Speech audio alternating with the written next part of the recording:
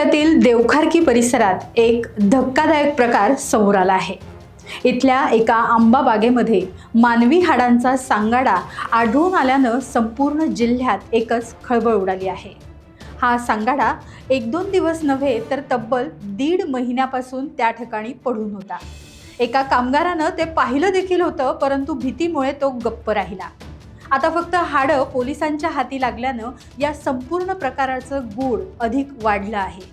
तो सांगाडा नेमका कोणाचा, इथपासून तपास सुरू करण्यात आला असून तो उलगडा झाल्यानंतरच हा खून की नरबळी या संदर्भात वस्तुस्थिती समोर येण्याची शक्यता वर्तवण्यात येत आहे।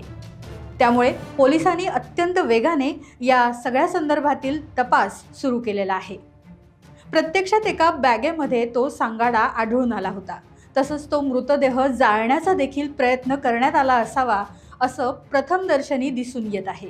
काही लोखंडी अवजारं देखील त्या ठिकाणी सापडल्यानं पोलिसांचा संशय अधिक बळावला आहे। त्यामुळे पोलिसांनी तात्काळ पुढील कार्यवाहीला सुरुवात केली आहे। रत्नागिरीतील फॉरेन्सिक टीमला तात्काळ पाचारण करून तपास सुरू करण्यात आला आहे। पोलिसांच्या अंदाजानुसार सुमारे 11 ते 12 वर्ष वय असलेल्या मुलाचा किंवा मुलीची ही हाडं असण्याची शक्यता वर्तवण्यात येत आहे।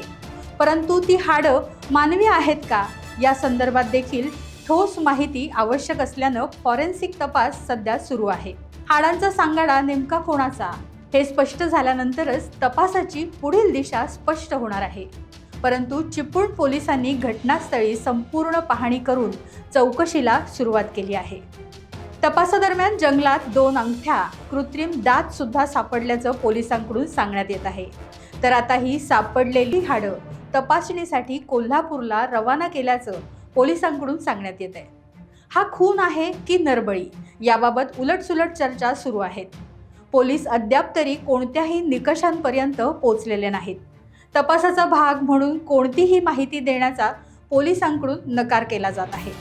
परंतु हे संपूर्ण प्रकरण उलगडण्याचं मोठं आव्हान सध्या चिपळूण पोलिसांसमोर असून पोलिसांनी सखोल तपासाला सुरुवात केली आहे। टाइम्स डिजिटलला लाईक करा, शेअर करा, सबस्क्राईब करा आणि बेल आयकॉन दाबायला विसरू नका। Times digital.